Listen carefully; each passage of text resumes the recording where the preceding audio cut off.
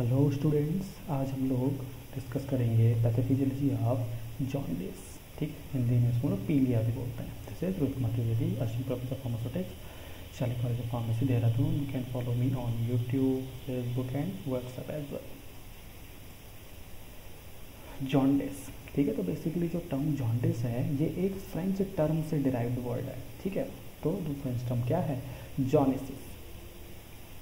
ठीक है, जॉनिस।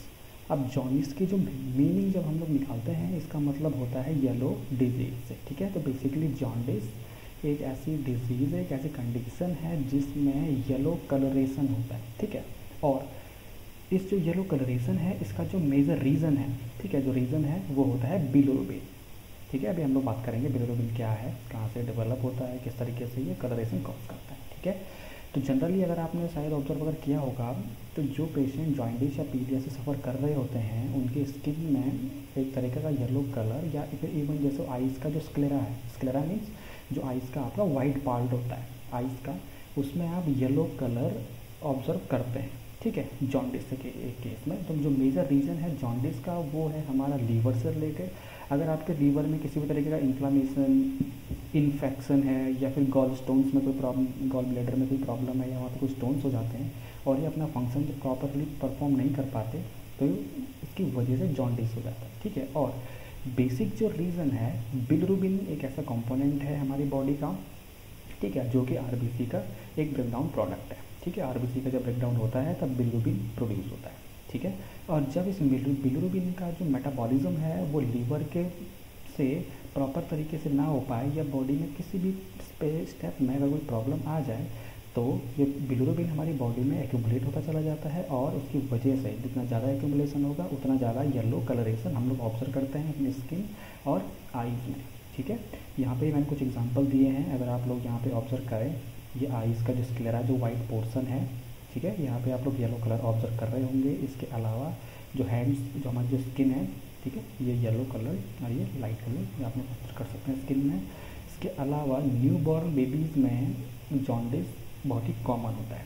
ठीक है, क्योंकि अगर जो हमारा जो न्यूबॉर्न बेबी है उसमें जो मेटाबॉलिक जो एंजाइम्स होते हैं उनकी डिफिशियंसी तरीके से होती है, या फिर जो लीवर है वो प्रॉपरली फंक्शन, या इमेच्योर लीवर होता है। ठीक है, तो वो प्रॉपर तरीके से मेटाबॉलिज्म की प्रोसेस नहीं कर पाता, जिसकी वजह से बिलिरुबिन बॉडी में एक्यूमुलेट होता चला जाता है और उनकी स्किन और आईज का जो स्क्लेरा है वो येलो हो जाता है। ठीक है, बेबीज़ में ये बहुत ही कॉमन है, जो न्यूबॉर्न बेबीज़ होते हैं।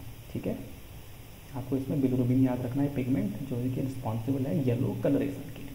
ठीक है, अब ये प्रोसेस फ्लो चार्ट मैंने कोशिश करी है इतना आसानी से समझाने की, अभी हम लोग इसमें बात करेंगे तो आप लोगों को उसको अच्छे से समझना है। बेसिकली ये बिलिरुबिन का मेटाबॉलिज्म है कि कहाँ से बिलिरुबिन डेवलप होता है और अल्टीमेटली किन किन स्टेप से होता हुआ उसका हमारी बॉडी से एक्सक्रीशन होता है। ठीक है, तो हम लोग शुरू करते हैं आरबीसी से।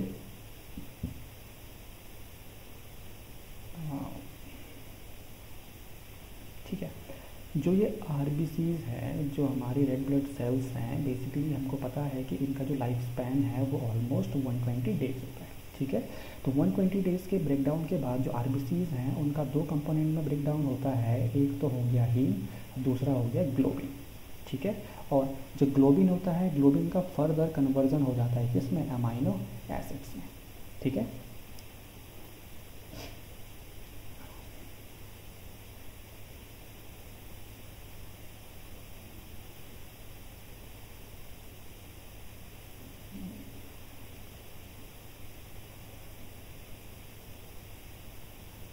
ठीक है, इसका कन्वर्जन होता है किसमें? अमाइनो एसिड में, ग्लोबिन का। ठीक है, और जो हमारा दूसरा जो प्रोडक्ट बना था इसमें जो हीम, तो हीम का कन्वर्जन फर्दर दो कंपोनेंट्स में होता है, जैसा आप यहाँ पे देख सकते हैं, प्रोटोफाइरिन, और दूसरा है हमारा आयरन या एफ।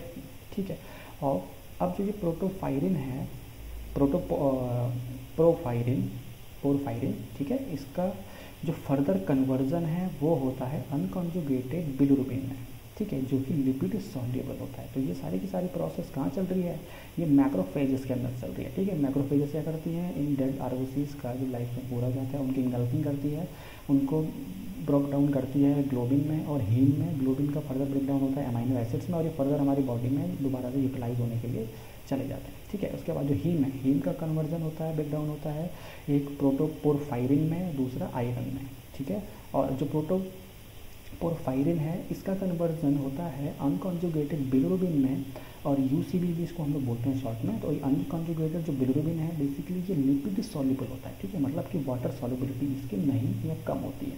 ठीक है, और हम लोग पहले भी डिस्कस कर चुके हैं कि अगर वो बॉडी से आसानी से किसी मटेरियल को एक्सक्रीट आउट करना है तो उसकी वाटर सॉल्युबिलिटी ज़्यादा होनी चाहिए। ठीक है, तो अब ये जो अनकॉन्जुगेटेड बिलिरुबिन या यूबीसी है ये एल्बुमिन के साथ अटैच होके हमारे लीवर तक पहुंचता है। ठीक है, तो एल्बुमिन के साथ अटैच होके ये हमारे लीवर तक पहुंचेगा।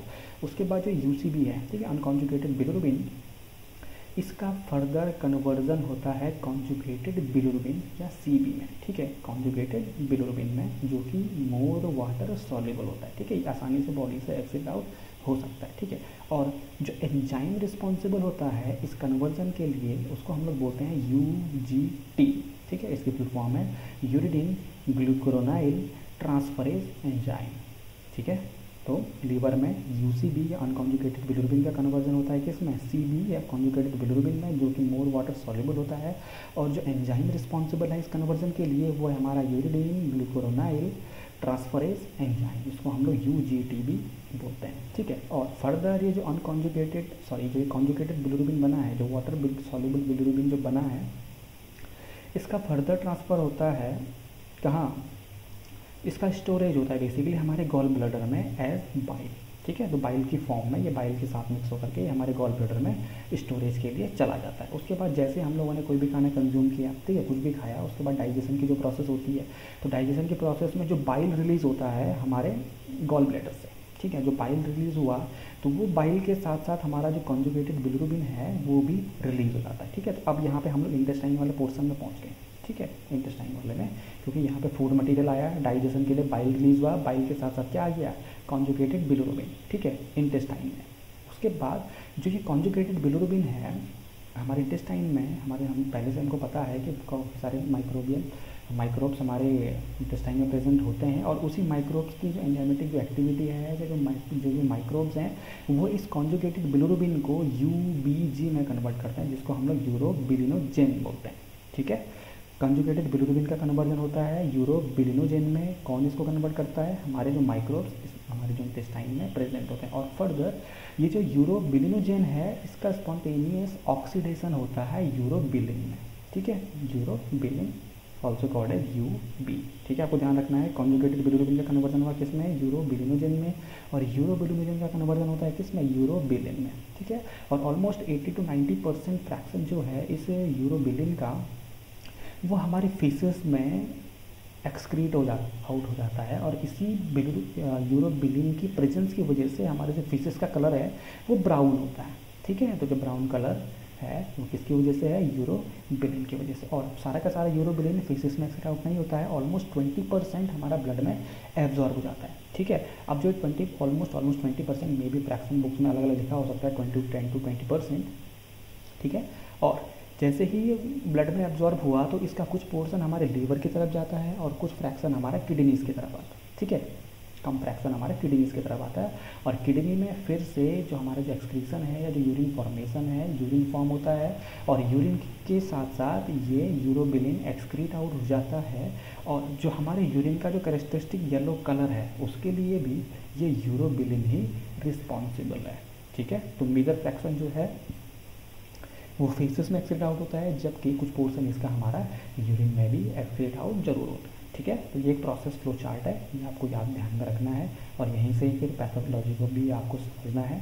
ठीक है, हम लोग आगे चलते हैं। जॉन्डिस के साइन एंड सिम्टम्स की जो मेन कॉमन जो साइन एंड सिम्टम्स हैं वो येलो कलरेशन हो गया, चाहे हमारी आइज़ की बात करें, यहाँ पे इस फिगर में आप ऑब्जर्व कर सकते हैं, आधा this portion is normal and this is jaundice portion. ठीक है, अफेक्टेड पोर्शन से, तो इसमें जो आइज़ की जो स्क्लेरा है वो येलो कलर की हो जाती है, और जो स्किन कलर है वो भी येलो हो जाता है। ठीक है, तो मेजर जो साइन सिम्टम्स हैं वो येलो कलर हम लोग बोल सकते हैं।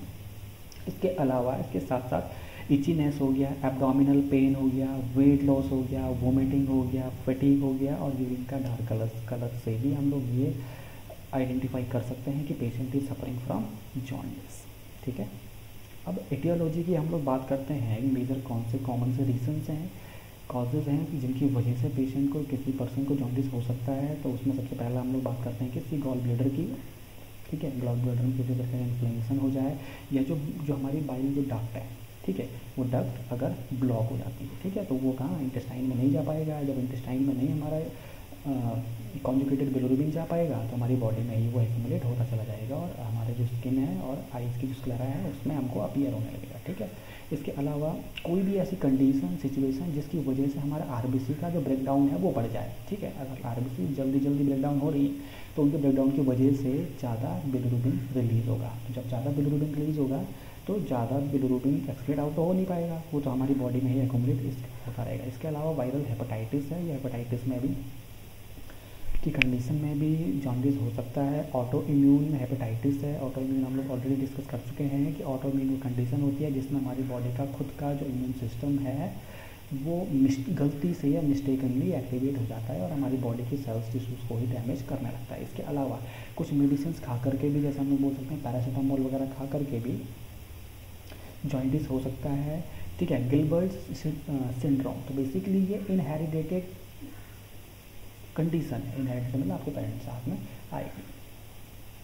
ठीक है, तो ये जो कंडीशन है बहुत ज़्यादा हार्मफुल नहीं है। लगभग 2% पेशेंट ऐसे होते हैं जो कि गिलबर्ट सिंड्रोम की वजह से जॉन्डिस से इंड्यूस जिनमें होता है। ठीक है, गॉल ब्लैडर में अगर आपके स्टोन्स हो जाएंगे, गॉल स्टोन्स हो जाएं, उसकी वजह से भी आपको जॉन्डिस हो सकता है। इसके अलावा जो न्यू बॉर्न बेबीज़ हैं उनमें जॉन्डिस बहुत ही कॉमन होता है। इसका रीज़न क्या है कि जो लीवर है या जो मेटाबॉलिक जो एंजाइम्स हैं उनकी डेफिशिएंसी की वजह से बिलिरुबिन का मेटाबॉलिज्म न्यू बॉर्न बेबी में नहीं हो पाता है, जिसकी वजह से उसको जॉन्डिस होने के चांसेस बहुत ही ज़्यादा होते हैं। ठीक है, और ये बहुत नॉर्मल है, ये हार्मलेस होता है जनरली। अब हम लोग बात करते हैं जॉन्डिस के टाइप्स की। तो जॉन्डिस को 3 कैटेगरीज में कैटेगराइज करा गया है। Pre hepatic jaundice, hepatic jaundice, इसको हम लोग हिपैटोसेलुलर जॉन्डिस भी बोलते हैं, या इंट्रा हिपैटिक जॉन्डिस भी इसको बोला जाता है। ठीक है, और इसके अलावा तीसरे हमारा जो टाइप है वो है पोस्ट हिपैटिक जॉन्डिस। ठीक है, pre hepatic, intra hepatic and post hepatic jaundice. ठीक है, तो इनके जो प्री हिपैटिक का जो रीज़न है, मलेरिया हो गया, सिकल सेल एनीमिया हो गया, या गिलबर्ट सिंड्रोम की वजह से प्री हिपैटिक जॉन्डिस पेशेंट को हो सकता है। इसके अलावा जो हम लोग इंट्रा हिपैटिक जॉन्डिस बोलते हैं या हिपैटिक जॉन्डिस बोला है, तो इसमें जनरली वही रीजन्स आएंगे जिसमें हमारा जो लीवर है उसमें प्रॉब्लम आ जाए, जैसे हिपेटाइटिस हो गया, इन्फ्लेमेशन हो गया, अल्कोहल की वजह से लीवर हमारा डैमेज हो गया है, लीवर कैंसर अगर हो जाए, या पैरासीटामोल ओवरडोज अगर आप खाएंगे उस कंडीशन में भी आपको हिपैटिक जॉन्डिस हो सकता है। ठीक है, पोस्ट हिपैटिक जॉन्डिस अगर हम लोग बोलें तो जो गॉल ब्लैडर है उसमें स्टोन्स हो जाएँ, पैनक्रियाटाइटिस हो जाए, ठीक है, या पैनक्रियाज में कैंसर हो जाए, तो उस कंडीशन में भी जॉन्डिस हो सकता है। ठीक है, तो ये 3 कंडीशन आपको याद रख लेनी है और ये कॉजेज भी आपको याद रखने हैं। अब हम लोग बात करते हैं पैथोफिजियोलॉजी की। पिछला प्रोसेस चार्ट आपको समझना है। उस प्रोसेस चार्ट में किसी भी तरीके की कोई भी अगर इम्पेयरमेंट आती है तो वो कंडीशन की वजह से फिर जॉन्डिस हो जाता है। ठीक है, तो ये प्रोसेस चार्ट आपको ध्यान में रखना है।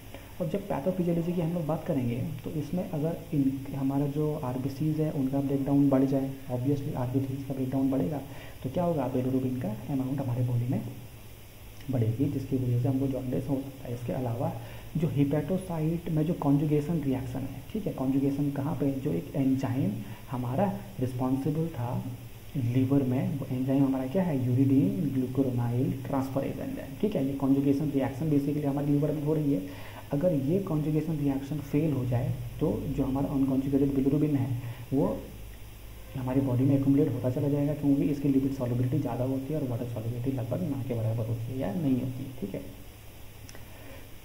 तो फेलियर इन हिपैटोसाइट कॉन्जुगेशन में की वजह से भी जॉन्डिस हो सकता है।